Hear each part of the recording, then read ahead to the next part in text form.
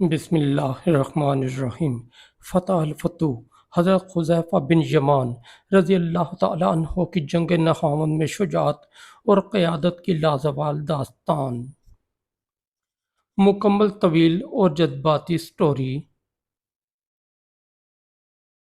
اسلامی تاریخ میں کچھ ایسے عظیم لمحے آئے ہیں جنہوں نے نہ صرف جنگوں کے نقشے بدلے بلکہ دلوں کی دنیا بھی فتح کر لی۔ ایسا ایک واقعہ جنگ نہاوند جو صرف ایک جنگ نہ تھی بلکہ ایمان، قیادت، قربانی اور اللہ پر توکل کی روشن مثال تھی۔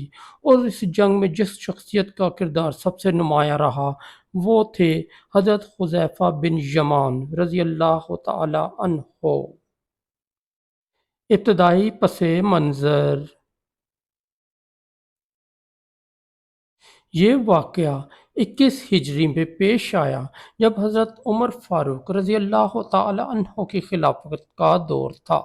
فارس کی عظیم سلطنت جس کا زوال کئی سالوں سے جاری تھا اب اپنے آخری اور فیصلہ کن مورچوں میں پناہ لیے بیٹھی تھی۔ نہاوند جو کہ موجودہ ایران میں واقع ایک مضبوط قلعہ بند شہر تھا، وہاں 1 لاکھ سے زائد ایرانی سپاہیوں کو جمع کیا گیا۔ ان کا مقصد اسلام کی بڑھتی ہوئی طاقت کو روکنا تھا۔ ادھر حضرت عمر رضی اللہ تعالی عنہ نے مسلمانوں کے لشکر کو 30,000 کے قریب تیار کیا، جس کی تعداد صرف 30,000 تھی۔ اس کے امیر مقرر کیے نعمان بن مقرن لشکر مدینہ سے روانہ ہوا۔ رستے میں کئی شہر فتح کرتا ہوا نہاوند پہنچا۔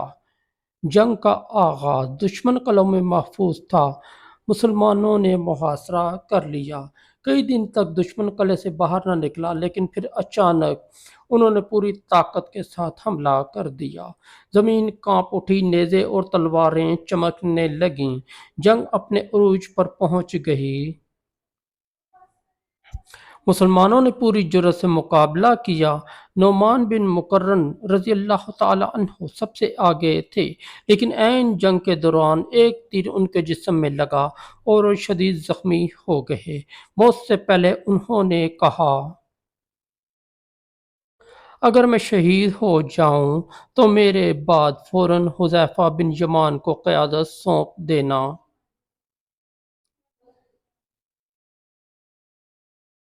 چند لمحوں بعد وہ جام شہادت نوش کر گئے۔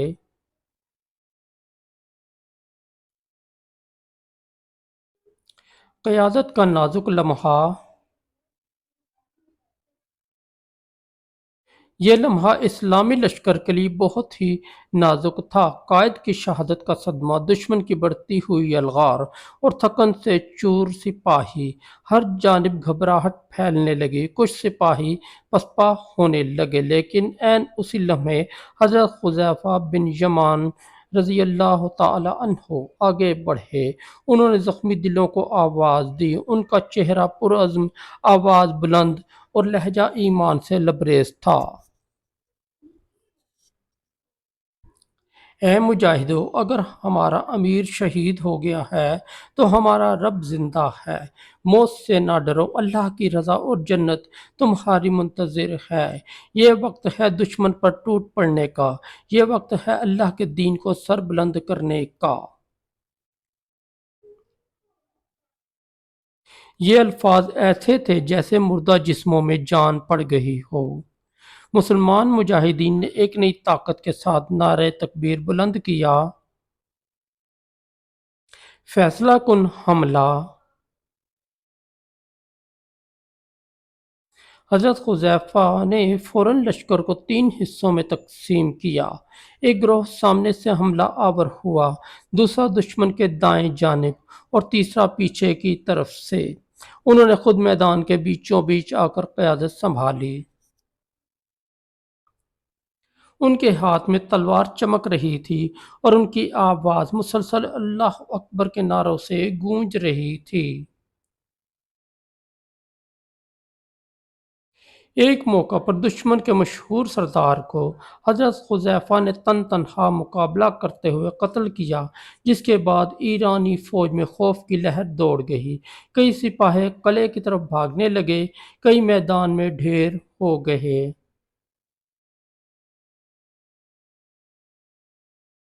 کچھ ہی دیر میں اللہ نے مسلمانوں کو عظیم فتح عطا فرمائی، دشمن کی بڑی تعداد ہلاک ہوئی اور باقی بھاگ گئے۔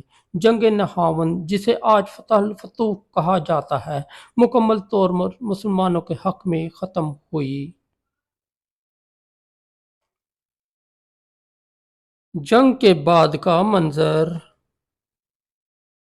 جنگ کے بعد حضرت حذیفہ نے فوج کے درمیان کھڑے ہو کر اللہ کا شکر ادا کیا۔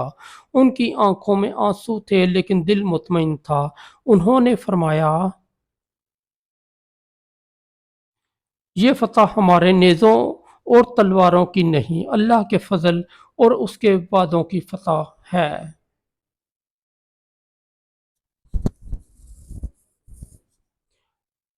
ان کا کردار نہ صرف میدان جنگ میں بلکہ روحانی بلندی میں بھی عظمت کا نشان بن گیا۔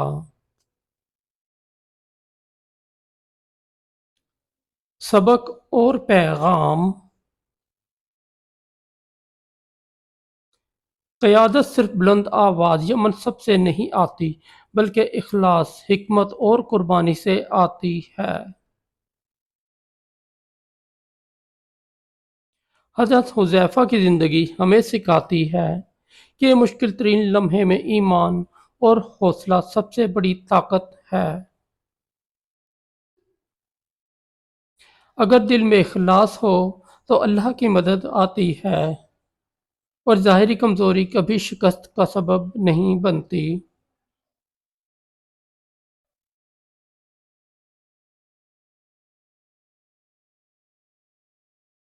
دوستو، اگر آپ کو ہماری سٹوری اچھی لگی تو ہمارے اس چینل کو سبسکرائب کر دیں، اس ویڈیو کو لائک اور دوستوں کے ساتھ شیئر کر دیں۔ بہت شکریہ۔